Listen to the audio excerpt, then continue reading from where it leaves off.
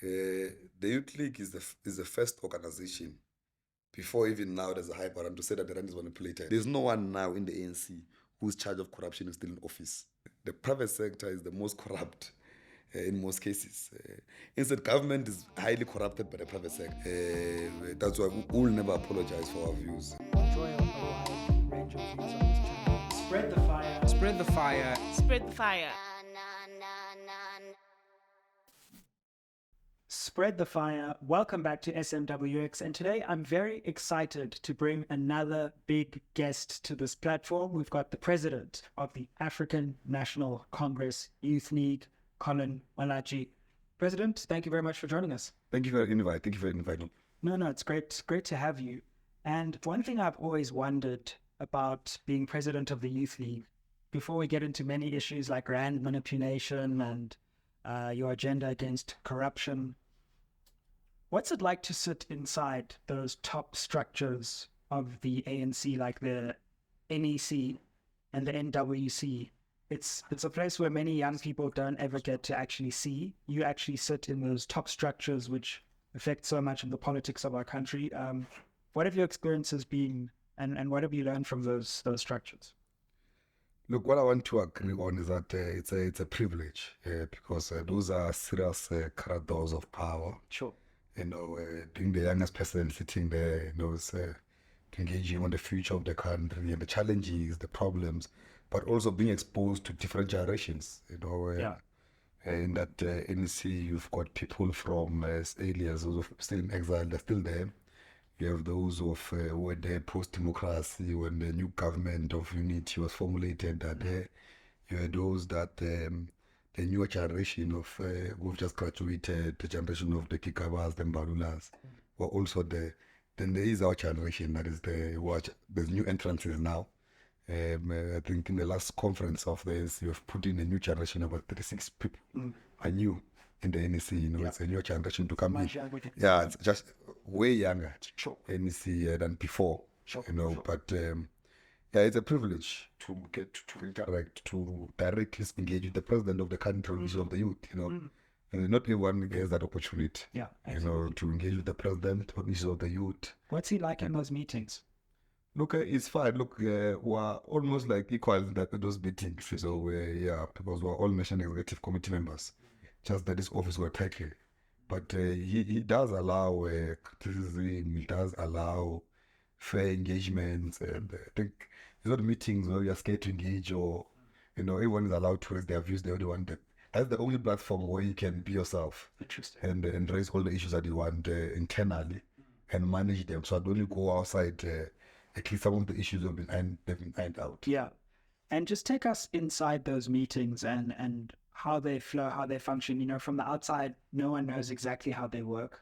Of course, you can't share some of the deliberations that happen in there, but what's it like to be in that room and just some of the things that maybe you've seen that you can share with us that people maybe don't know about the NEC, for example? Look, one is that the president is given an opportunity to give a political reflection of the country, the challenges that the country is facing and the problems, and he's engaged on it, and people make inputs on different issues of the country, whether it's the issue of the Palestine issue, whether it's the issue of the economy, the issues that we speak about, the rent issues, and the issue of the energy security. He speaks about all of those things, and the Secretary General presents on the state of the organization, how the organization must function, what are the challenges that are faced, how to strengthen our structures, and the conference that are sitting, what is disputes, how we're managing them. Then now and again, we also call ministers to come and report on the service delivery issues country. That is a platform where they come and be held accountable. Now it's a platform for that. It's a platform because the other advantage that we have is that the ANC is a ruling party.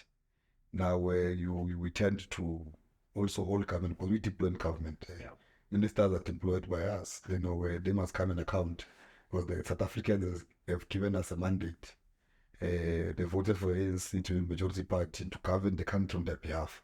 Now we have a responsibility as the NEC to hold them accountable on behalf of South Africans, because it starts to go back to South Africans and explain to them on the work that has been done in government. If wrongs has been done in government, the ANC must be the first to communicate that and act on it.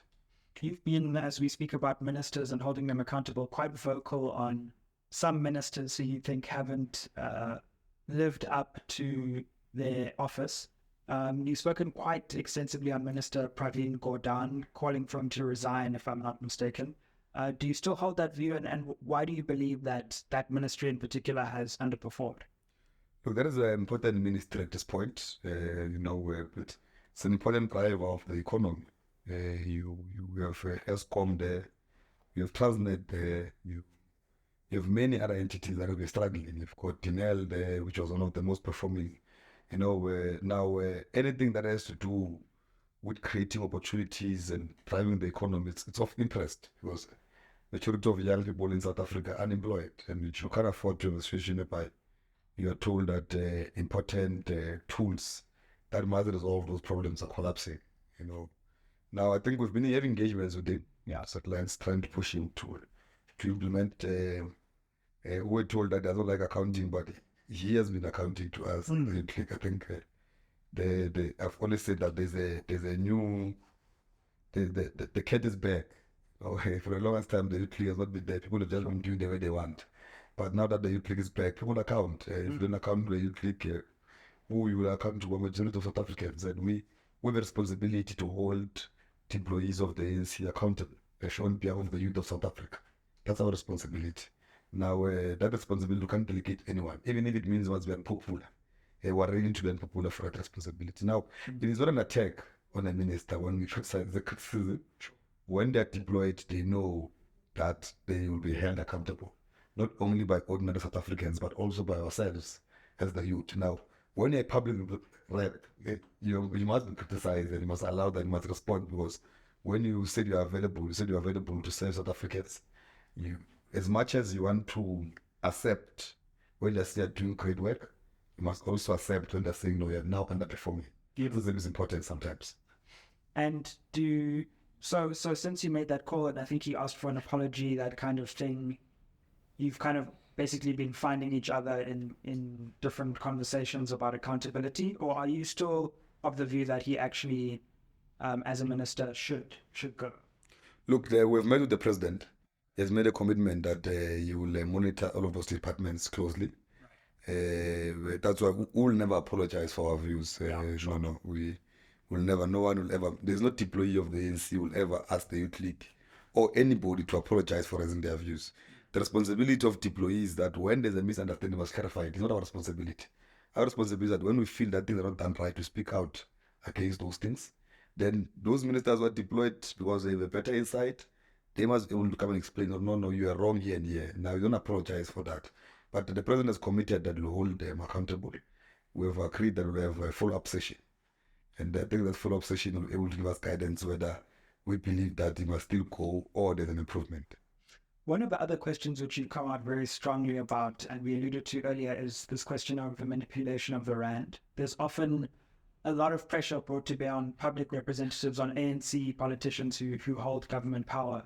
But this rand manipulation saga has really revealed the complicity of the private sector in some of the massive corruption that we see coming out of the banking sector.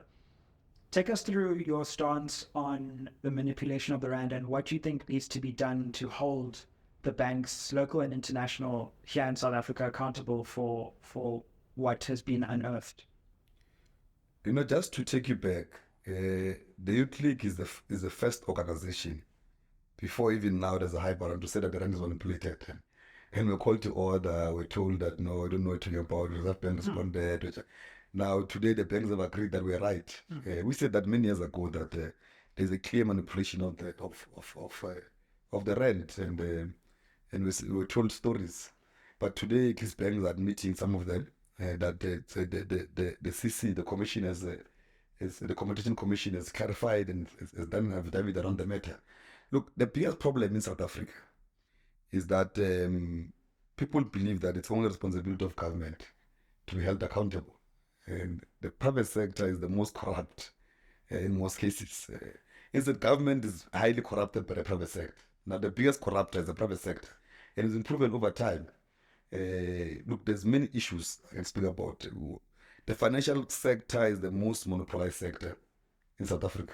You've got 5 big banks that have monopolized, and that the monopolization of banks have shown that these banks can even unite to collapse our own economy. It's not a small thing. It's a criminal offense. For example, in China, there was the property companies manipulated the property values there in China. You know what they did to them? They acted on them. There was not a smile. There was immediately acted. They were arrested.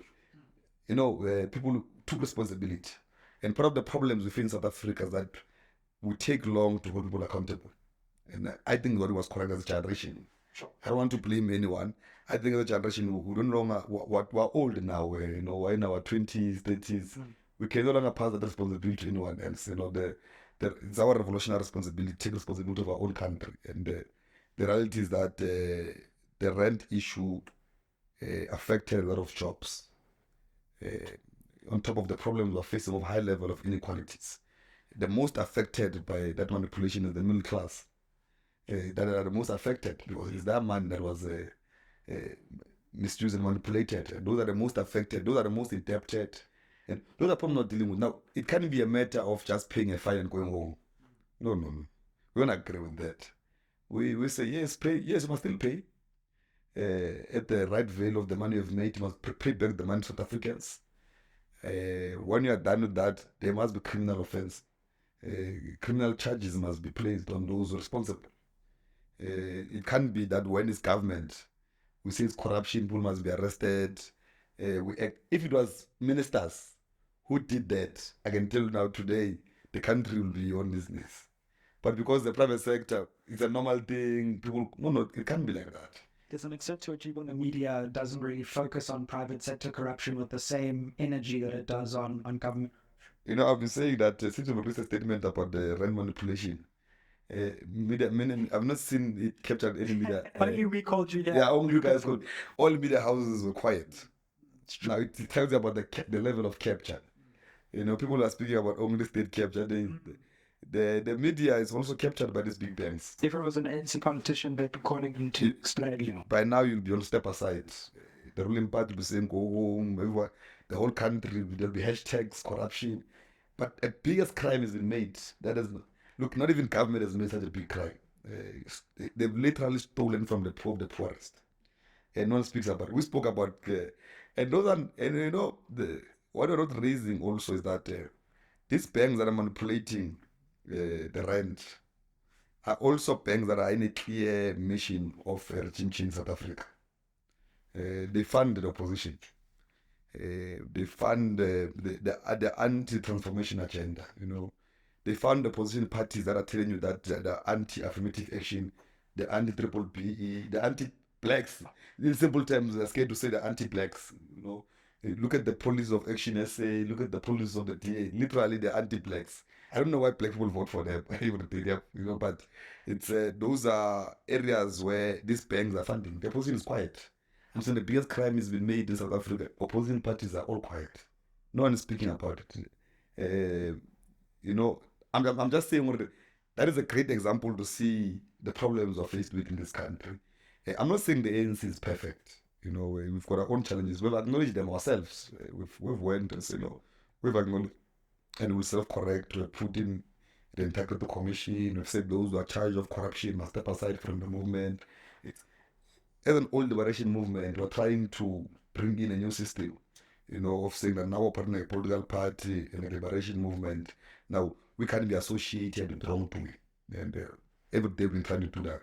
But we can't be quiet and say because the ANC, some of its employees have been caught wanting on corruption, and opposition parties have been on their knees. Now that capitalists, the funders of these opposition parties, steal from the poor billions and billions of rands, no one worries. Jobs are lost in this country.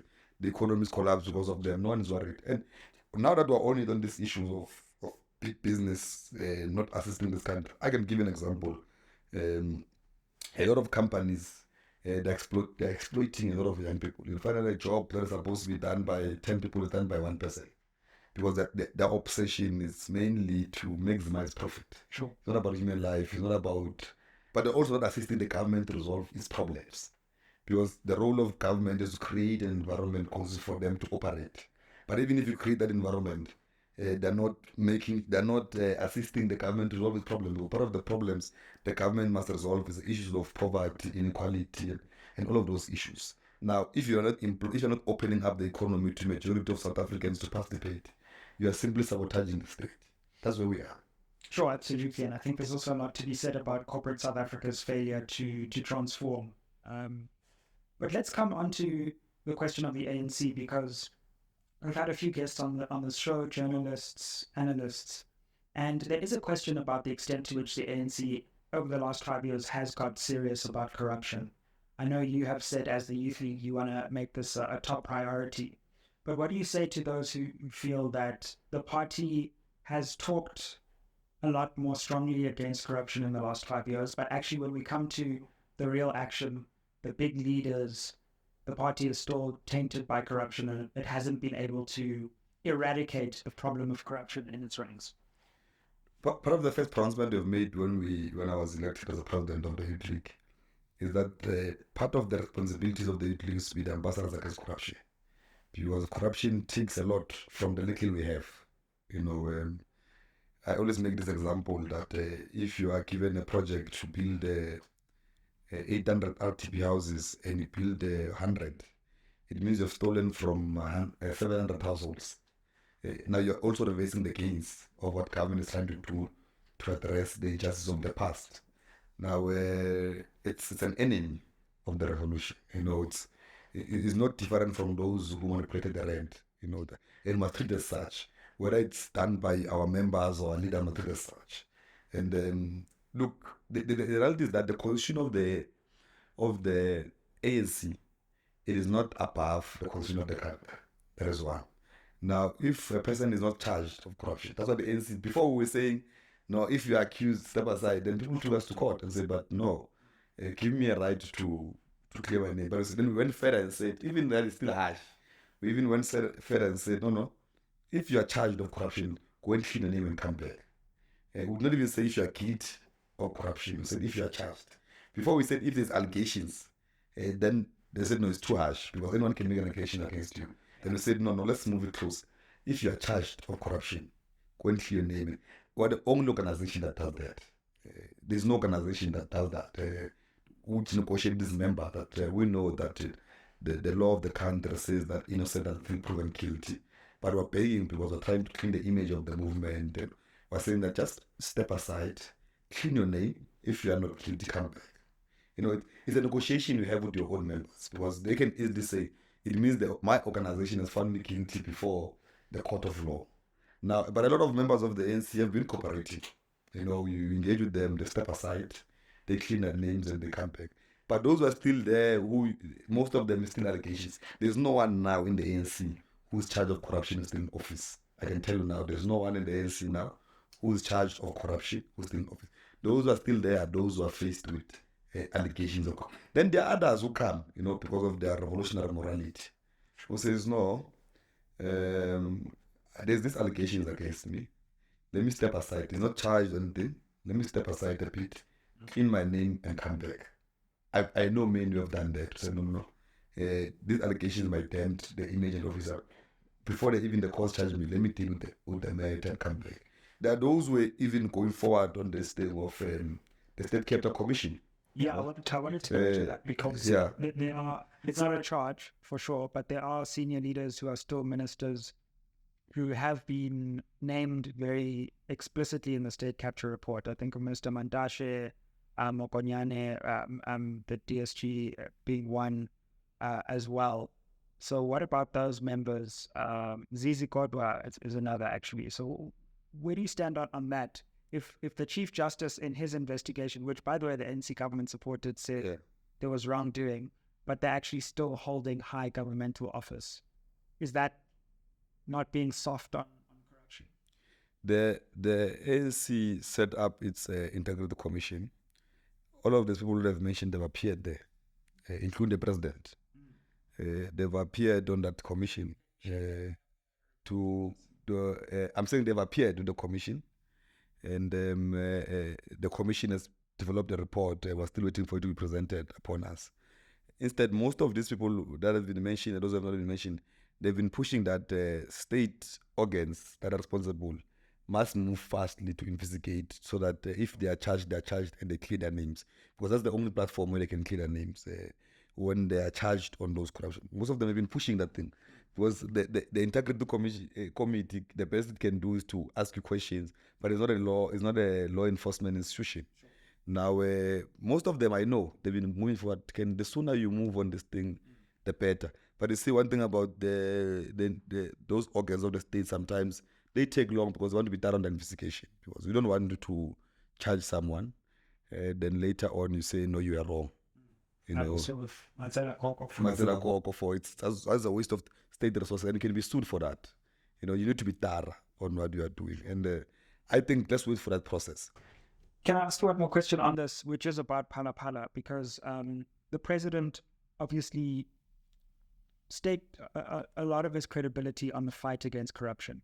Many people were enthused by his very unambiguous condemnation of corruption. And then Phala Phala happened.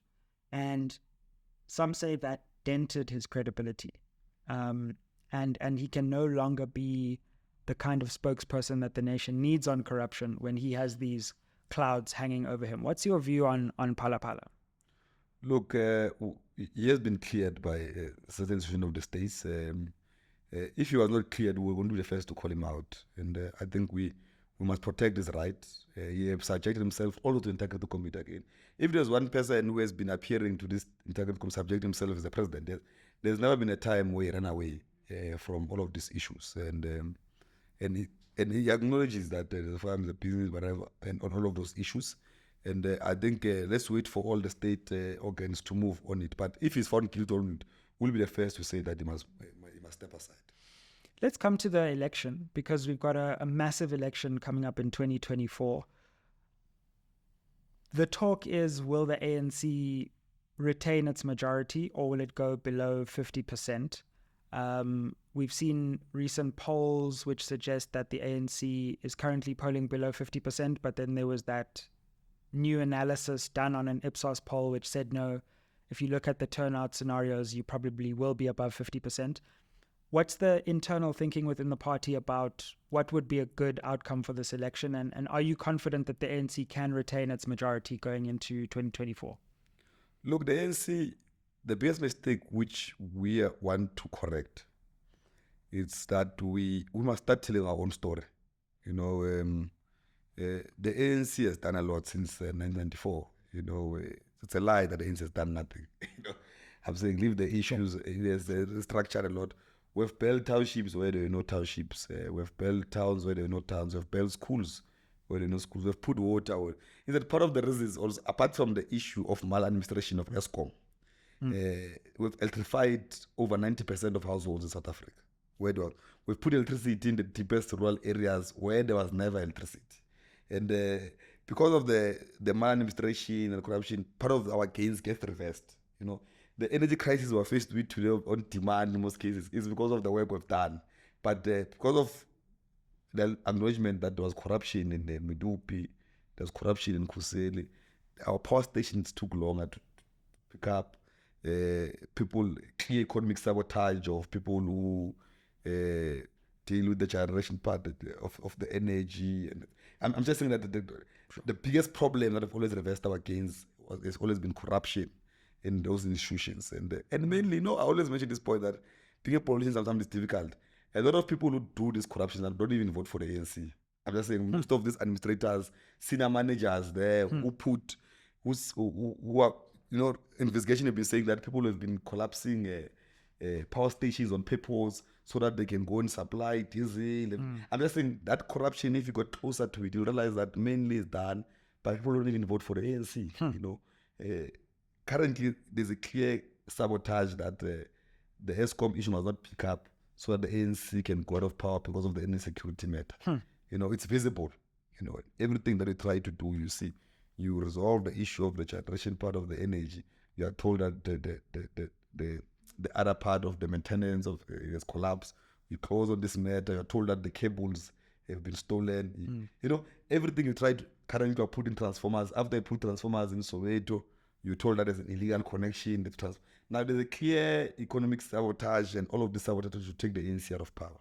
But our biggest risk is if one able to resolve the issue of the unemployment of the youth urgently and resolve the issue of the energy security, then we're in trouble. The issue of crime, the issue of illegal foreigners.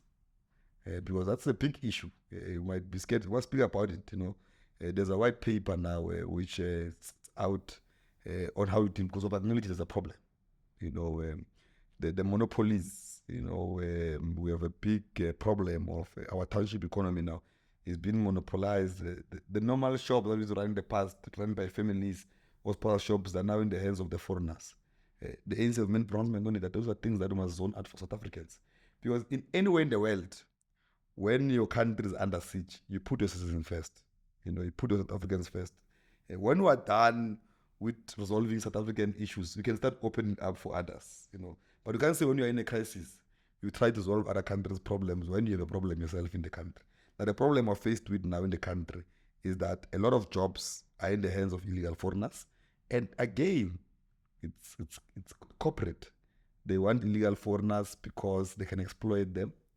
They can do the work at a cheaper price than South Africans. Now you see, the partnership that we need to have with the private sector is not there. It's not visible because the obsession is still again maximization of profit. Now, all of our problems go back there. But if you can resolve those issues, and I think we're on it, we're resolving them.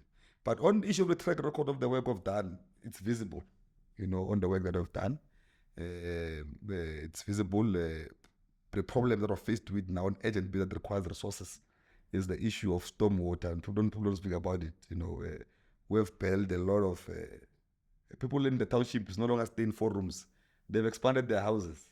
The infrastructure below can no longer carry that. In a house where there used to be 1 bathroom, now there's 4.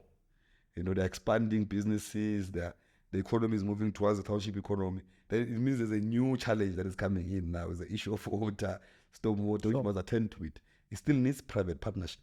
Because those are the biggest beneficiaries. If you are going to build a Toyota in Soweto and Tembisa, it means you'd use the infrastructure you're utilizing is way above what it's been designed for. Because the apartheid system is designed that infrastructure for blacks not to be able to have access to all of those things. I guess, of course, if you do get over 50%, then the ANC continues to govern. No, we're going to get over 50%. Oh, there's no doubt. Yeah. It's very possible. It's very possible.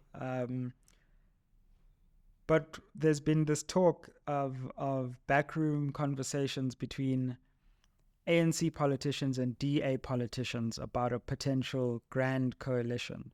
I wonder what you make of that. In fact, I saw the president of the Veterans League, Mr. Zigalala, in an interview a few months ago saying, we should open our minds to this. It's not, we can't work with the EFF, about which I'll also ask you later.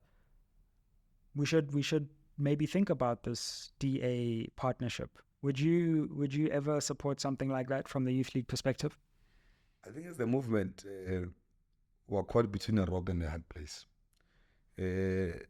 Because ideologically DA is way far from the ANC. There's no way we can meet and agree. For example, let me give a practical example.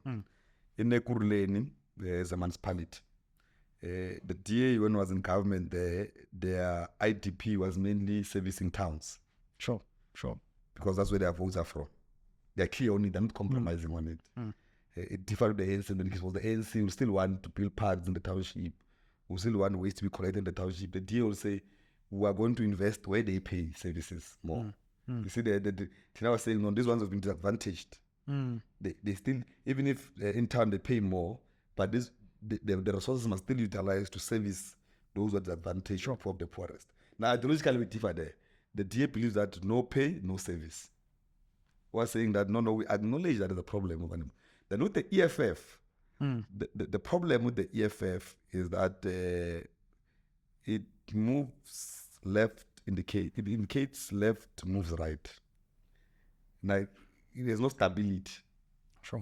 Now, if you have been in government, you know that you don't want to govern with a political party that tomorrow wakes up, says this, then it goes back and says that. There's no coherence in government. So you're worried about that there might be an unpredictable partner? Yeah, you can't have a partner like that if you are ready to provide. Everywhere where we've governed with the EFF now, municipalities are collapsing. I'm saying, look at the Kuruleni financial is having problems everywhere because you can't operate in such an environment. Even those who want to invest businesses there, because municipalities are businesses.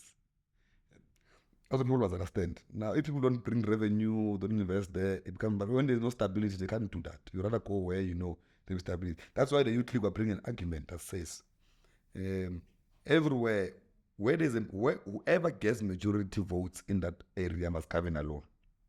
So that takes full responsibility of the whole area.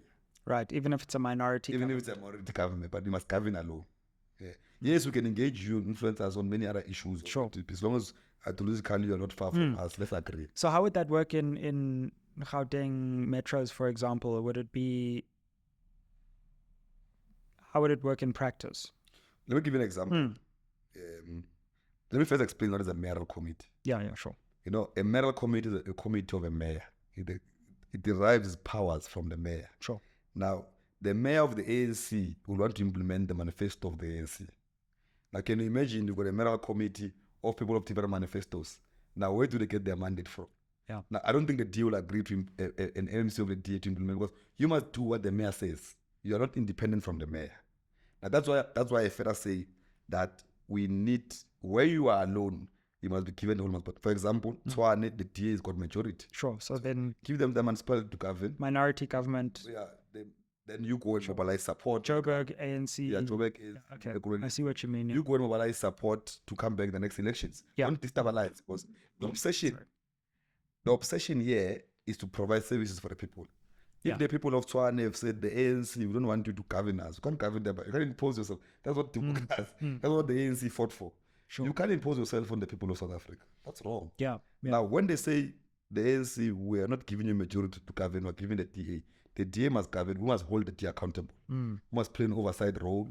What they are doing now in areas where we're governing, play oversight role, hold them accountable. We can still play the role that we want to play from behind. Now, this obsession of wanting to lead from the back door, I don't know where it's from. That's a very strong view that we must move out of all this coalition. And if they're not agreeing that we must govern that way, then let's agree to hand these municipalities and go to by-elections. Because it means there's no political party that that has been given majority to govern on its own. Now, if those ones to unite for the sake of having Pulai and a budget outside, the ANC must go back and say that we have not been given over 51% to govern. We can't impose ourselves on the people of South Africa. Let's go back and regain their confidence. Maybe in the next elections, they'll have seen that we're better. And they're seeing every day that the ANC is better than the EFF, better everywhere where they look at what is happening in Tshwane. You know, it's at the brink of not being able to pay salaries. And it's a TA govern the municipality. You know, look at Hammanskraal, the water crisis. You go. I'm saying they're not servicing townships at all. People are starting to realize that on their own. But hey, the ANC might have its own weaknesses, but they've been servicing us. These ones, they don't care. Now, maybe sometimes we must give people a chance, because we've been here for 29 years, and many people they don't know a government outside the ANC. You know, maybe it's a blessing sometimes for them to see, but hey, looks like the ANC is more of a caring government than these ones who are here. And can I take you back to the national picture? Because that's really what people are thinking about. Of course, there are these different arrangements at the local level. But if we are in a scenario where you have to choose a partner and you can't take one of the smaller parties, I see three scenarios. One would be IFP. Maybe if, that would be a clean, just two-party coalition. So I could see why that would be appealing. You wouldn't have to balance a lot of different interests. But if that wasn't possible, then it would basically either be some multi-party, small-party coalition, or the DA or the EFF. And you were talking about how you're between a rock and a hard place. Would you consider either one of those two, or do you have a preference for one of those two? At this current point, we're a majority in parliament, and we work very well with small parties. If you've been following parliament, the ANC is working very well with the smaller parties because their demands are reasonable, and in most cases they agree with our posture. And I think if we continue that route, if it happens that we're below that amount, which I don't think it will happen. Sure. But we'd rather work with small parties. the IFP, it's a much of a stable political organization, to be honest. But their postures sometimes they posture more like the DA. You know, you check the stance on Palestine and Israel. You check the DA in an IFP skin. It's like Action SA, and I don't know where, and their constituencies. I don't think the constituency of the IFP really understands what the IFP represents, because it doesn't really represent what they think it represents. Just that when they are angry with the ANC, they vote for the IFP. In most cases, especially in the KwaZulu-Natal, hostels and Gauteng, because the IFP has been governing KwaZulu-Natal for years, under the Bantustan government. And there are people who have grown up under Bantustan, and they might say, hey, the IFP, yes, it was working with the oppressor, but at least they've built us a university. Maybe let's vote for them. Maybe they'll be better. But in real terms, they always align with thinking that is not progressive. But they are much more of a stable party. If they can just change their ideological posture, or maybe change their funders. Maybe the problem is the funders. Maybe they must start having funders that are progressive in approach. Maybe because they're not vocal about their views in most cases. But we can see when they post about where do they lean towards. They lean towards what the funders want them to do. My thinking on the IFP thing, which I've been saying for a while, is that I could see a deal where they help you form a national government, and then you can give them some compromises in KZN, and that could stabilize the arrangement. Yeah, they are more of a tribal party, which mainly wants to be regionalized. That's how they organize. And I think that's what they'll want. Because I don't think the IFP is obsessed about governing the country. If they can govern their own KZN, they'll be very happy, to deal with that. I'm sure when they think we're really desperate for that is what they'll put on the table. Even towards the first elections. If you remember, I was not there, but when I go through history, the IFP took long to be on the ballot. Yeah. Because there are negotiations that can we keep our own KZN out of this thing. Part of the compromises that have been made were a lot. That's why many people don't understand why in KwaZulu-Natal there's so many kings, but that one is much more special than the others. Those are part of the compromises that have been made. They've always wanted to put that place aside for the Zulu-speaking people. They want to build a nation in a nation, which we don't agree with as the ANC, because we believe that we want to build one nation of all South Africans, because this nation that is designed of different people mainly was divided by a system called apartheid. And this objective was to separate and divide people of South Africa so that they don't unite to fight against oppressive system. Now, we can't present that legacy.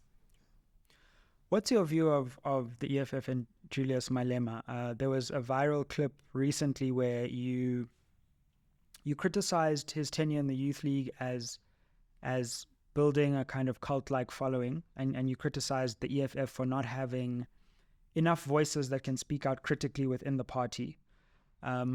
On the other hand, he is a former Youth League president, and one would think that when you hear the Youth League's economic posture and you hear the EFF's economic posture, there's some overlap there. What's your view of Julius Malema? Do you think that the ANC could work with the EFF moving on to that scenario? And how do you look at his legacy as a politician, as someone who's occupied the same office that you hold now? Yeah, me and him have occupied two offices that are the same. He's a former president of COSAS. I'm a former president of COSAS. Oh, yeah, of course, yeah. He's a former president of the Youth League. I'm the current president of the Youth League. Now, we're mainly there's only three of us who went through that chain. It's President Louis Johnson, it's himself and myself.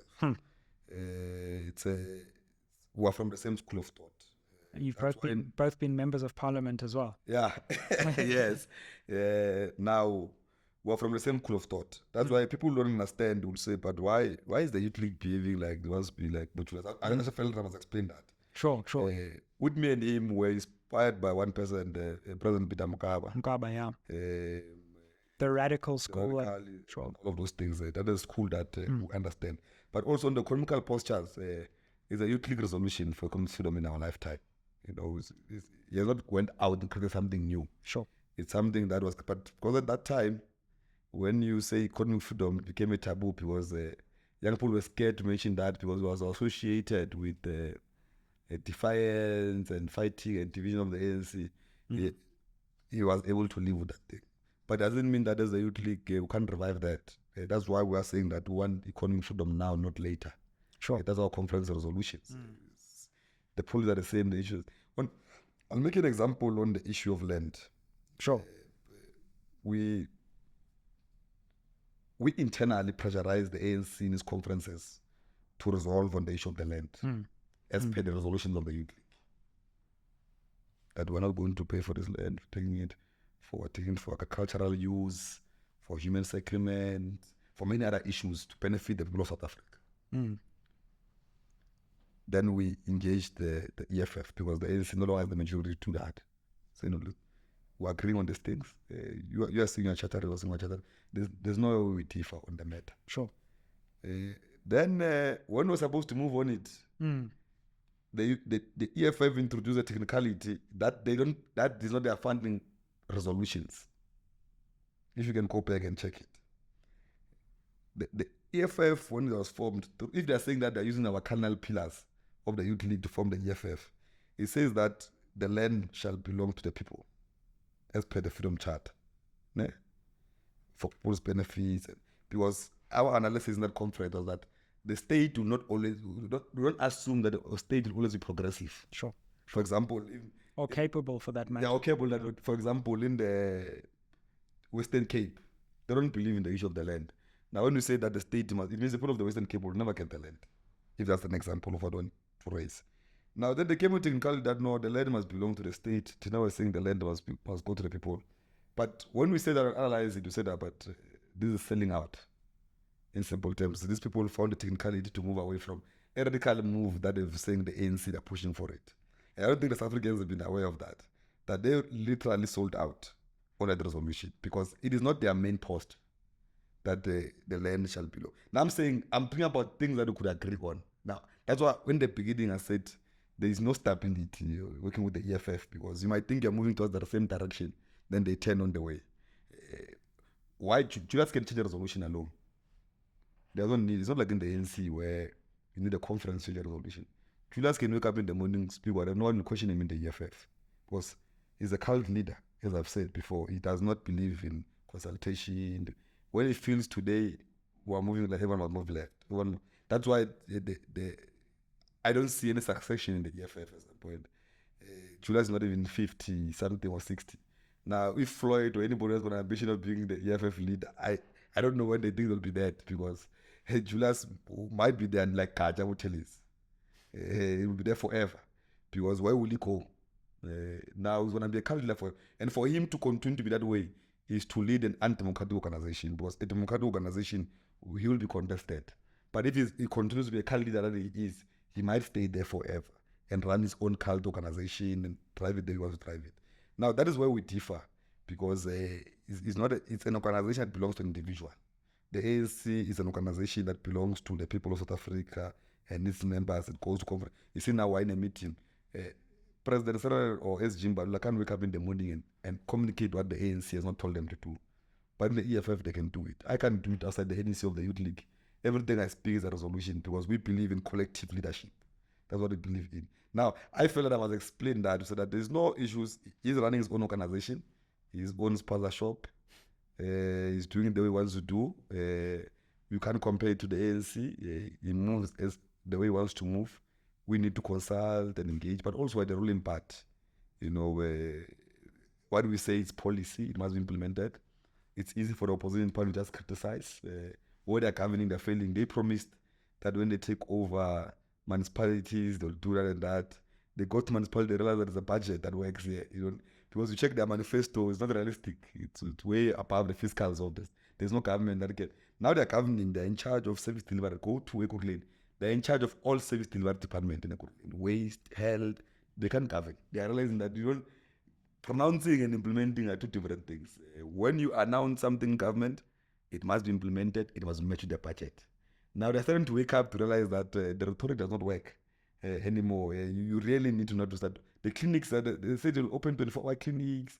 Then they realize that no, but you need more nurses for 24-hour clinics. You need security, you need people to work 24 hours. Then they realize that the fiscals don't have that money for that. Now I'm just saying those are things that are starting to realize that they're not practical what they're raising. They said there'll be no waste problems. Or the waste collection is a problem. Where the MC of waste is their person. Finances, they even made an announcement anyway, just to remind you that they'll make sure invoices of small businesses are paid in less than 30 days. Go and check the piling up on invoices in Egur Lane where they've got an MMC of finance. Because they've realized that the things, what you say, what you employ are two different things. Yeah. No, absolutely. And we enjoy a wide range of views on this channel and allow our viewers to make up their mind. And it's interesting to hear your perspectives on what the ANC has achieved and where opposition parties have actually failed to govern and offer an alternative to the ANC. We're running out of time. There's one issue I wanted to pick your brain on because it's in the news cycle right now. It's this liquidation issue. Is Luthuli House in the process of being liquidated? What's going on with? We see sheriffs. I don't know if it's true or not. You see sheriffs' cars outside Luthuli House. Of course, there was the SCA judgment, which said that the money that was owed to Ezulwini Investments for making banners is due. Is the party worried about this, or do you think that the party will find a way of getting out of this financial crunch? The party has no problem of paying service providers. The problem there is that a person who authorized the buying of those banners is not supposed to be doing it. Now, let me give you an example.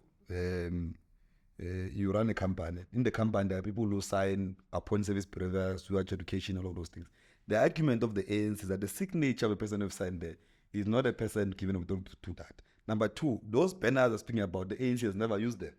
We don't know where they are. Now, there's an invoice signed by the ANC, but it means anyone can do crime in the name of the ANC. That's why the ANC said that than paying that amount, we'll not take the matter to constitutional court. So it's clarified this matter. It becomes law because that crime can be done to another company. You might say it's the ANC only. Tomorrow you wake up in the morning, your business, a senior, a junior employee there signs off a requisition in your name, and you can't even go to court and say it's not me. Now, it's what we are doing is important for the country. We need to go as far as the constitutional court is explained, because the ANC says that the person who's supposed to sign is this and this and this as per our structure. This is how we approve issues, and it's been happening like that. How does a junior staff who is not given authority to sign do that? Now, that's what we still don't understand even today. Why is the court not seeing anything wrong with that? Because junior staff don't appoint service providers. Now, that is where the issue is with this. And South Africans must understand that way. The issue is not the payment of the invoice. The issue is who procured the banners and all of those things. It's not someone who's given the responsibility to do that. Has the ANC used the banners? No. There is no way where the ANC has used all of those things. We don't even sure if they exist. We don't even know if those banners are there. All we have is an invoice and the assignment and the appointment letter of a company. But we don't know if those banners exist or not. Now, that is our biggest worry. Look, we must agree that the ANC went through financial problems for years. Sure. The Party Funding Act is not making it easy also. For many political parties, not only the ANC. It's only political parties that are funded by big business like the DA who don't have problems of finances. But the ANC is a problem because the ANC is mainly supported by black business. And a lot of black business don't want to be known that they are associated with political parties. Sure. But a lot of big entities who are whites, they don't have a problem of associating themselves with the DA because they've built institutions that are big. Now, these black small businesses are still growing, who support the beliefs in the policy of the ANC because they still want to do businesses with these big entities. They don't want to be known that they fund the ANC. Now, it becomes problematic for the ANC to fundraise resources to operate. But it's easy for Action SA, it's easy for DA because they're funded by big companies who want to reverse BEE, want to reverse affirmative action, want to say, all of us, we wake up today, what we call, there was never apartheid, there was never anything, no one was ever oppressed. we're all born from rich families, let's all compete equally. Now that is where the problem is, and the ANC, we can't afford that. Now there's a concentrated resources to reverse the gains of freedom. Will we be seeing you in cabinet, in a ministerial post after the election? What are your ambitions going forward as we close? Look, I've taken a political decision. I'm not a full-time official of the Youth League. I can go to cabinet. Yeah. But I've taken a political decision not to go back to parliament. Right. To focus on people. We took over the Youth League after 8 to 10 years, having a structure. Sure. Now it needs president to be in it to house working on day-to-day basis, running around the country. You know, if a president of the Youth League goes to parliament tomorrow, this voice will collapse, you know, because it means my attention will be divided between accounting for government responsibilities. And I know a lot of people have been blaming, no, go to cabinet. I said, no. We'll rather take the deputy president to go there. Sure. Then I remain in the house. I've been to parliament. I'm finishing off my term. Yeah. But I'm not going back there, you know, because I have a responsibility to build strong structures of the Youth League, bring back the Youth League as a body of opinion in South Africa again. Collen Malatji, thank you very much for joining us on SMWX. Thank you very much. Aye.